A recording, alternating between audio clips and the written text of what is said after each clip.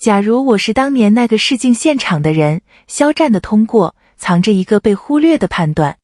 假如时间倒回去很多年，我不是坐在这儿跟各位聊天的这个人，而是当年跟肖战站在同一个试镜现场，穿着同一款队服，心里同样七上八下的那几十号人里头的一个。说实话，我今天是真的很想搞清楚一件事，那天到底发生了什么，才让最后的结果偏偏是那样。我太激动了，为什么这么激动？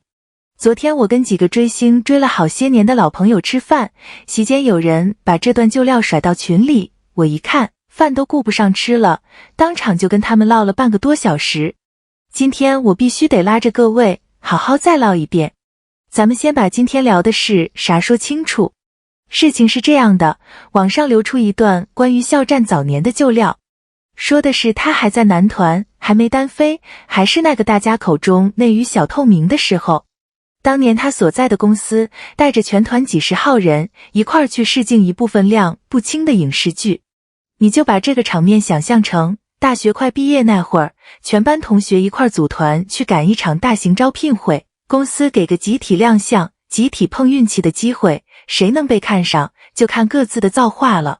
结果呢，这段料里最狠的一句话是，去的那几十号人里头，最后顺利通过的就他一个。行，说到这儿我得先插一句，把话摆在明面上。这段料到底是不是100%真的，我不敢给各位打这个包票。娱乐圈这种匿名爆料，说白了满天飞，信源不够硬的时候，咱们心里得留个数，不能全信。所以我今天压根就不打算跟你去争这段料里的每一个细节是不是100%还原，那个不重要。我真正想跟你聊的是藏在这件事背后另一个骗不了人的东西。那么问题来了，下面呢，我先把反方的声音给各位整理一下。注意啊，这不是我的观点，你一定得听完整了再下判断。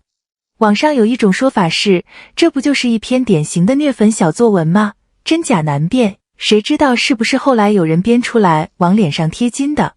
还有另一种角度是，就算这事儿是真的，那是不是纯粹就是运气好，赶上同场的人那天状态都不在线，衬托出来的？这些声音我都看到了，我也得承认，你要是单拎出这一段料来看，确实没法证伪，人家说的也不是完全没道理。但是等等，这里头有个细节特别容易被忽略。你要是把全部注意力都放在那天到底是谁过了，谁没过这个结果上头去争，其实你已经跑偏了。因为这件事里真正值钱的信息压根就不在结果里，他在他当时所处的那个位置和他做出的那个选择里，这才是关键。我跟你讲，我是常年研究这个行业的，我特别想从机制的角度给各位好好拆一拆。男团这个生态，说白了是有保底的，你有团综可以上，有内部的小制作可以参与，有相对固定的曝光，还有公司统一分配的资源，你待在这个体系里头，其实是有安全感的，是暖和的。所以那个时候，大部分人习惯了依赖公司的安排，安安稳稳的过日子，这太正常了，这真不是谁的错。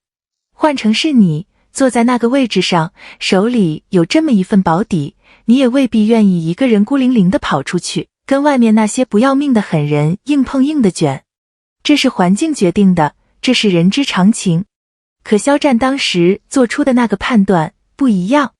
按这段料的说法，别人是抱着随缘试试看呗的心态去的，他呢，私底下在下功夫，打磨台词，一遍一遍地矫正自己的形体和仪态。你细品这个动作，这哪是运气啊？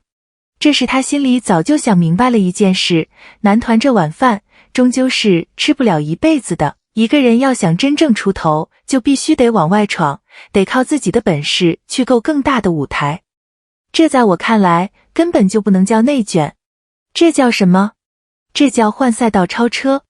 就好比下棋，别人还盯着眼前这一步棋，这一个子儿吃不吃得下，他的脑子里已经在布一盘更大的局了，他愿意暂时放下眼前这份现成的安稳，是为了后面能一步将军。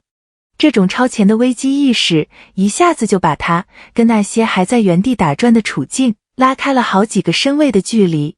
这一步棋走的是真的准，真的漂亮。好，咱们接着说。光靠一段真假难辨的旧料，说服力肯定是不够的。所以接下来我更想干的一件事，是把这段料先放一放，咱们去看那个真正骗不了人的东西，就是他后来实实在在走出来的这条路。补充一个背景哈，肖战是2016年以 X9 少年团主唱的身份正式出道的，也就是说，他确实是从男团这个体系里一步步走出来的。这个身份很重要，它意味着他后来的每一步都不是天上掉下来的。你看肖战这个人，他从来就不是那种爱卖惨的类型。拍戏的时候吊威亚，浑身上下磕得青一块紫一块，他不说；大冬天里泡冰水，冻得直哆嗦，他不吭声；大夏天顶着好几层厚重的古装戏服，热得够呛，也没见他发过哪怕一张通稿去叫苦。这种骨子里不娇气的狠劲儿，跟当年那个抓住一切机会就往外跳的年轻人，是不是严丝合缝的对上了？是不是同一个人？咱们捋一捋他这条时间线。2018年那会儿，等一下，不对，我得纠正自己一下，《陈情令》是2019年播的，2019年6月开播的，我刚才差点给记差了一年，你看我这记性得改。对，是2019年，凭着魏无羡这个角色，他一把爆火，也是在那一年成立了自己的工作室。然后呢，2025年大年初一，他主演的电影《射雕英雄传：侠之大者》上映，敢去接徐克导演的戏，敢去演金庸笔下郭靖这种经典大 IP 的男主角，这本身就是一种底气。同样是2025年，那部现象级的《藏海传》也播了，跟拍过《甄嬛传》的郑晓龙导演合作，口碑和数据都相当能打。到现在，他手上还有像《藏海传2》这样备受期待的项目在等着。你看他这一步一步走的是真的稳。为什么能这么稳？因为他很早很早就想明白了一个道理，一个演员真正的底气，从来不是粉丝的声量给的，是一步接一步，扎扎实实的作品，一点一点堆出来的。说起这个，我突然想到，老粉应该都懂我在说什么。他这个人身上有一种很轴的东西，不爱走捷径，宁可自己慢慢磨，慢慢熬。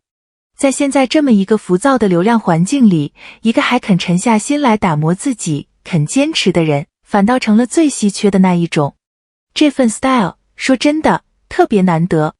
所以你看，绕了这么一大圈，我想说的其实特别简单，这压根就不是什么天生顶流的玄学，也不是天上掉下来的运气，砸巧了砸中了谁。这是一个足够清醒的人，在别人还都窝在舒适区里过安稳日子的时候，早早地悄悄地把自己的整个未来压了上去，然后拼了命去够那个别人看都懒得看一眼的机会。懂行的人都知道，这种事光靠命好是绝对做不到的。行，今天这个话题表面上看好像就聊到这儿了，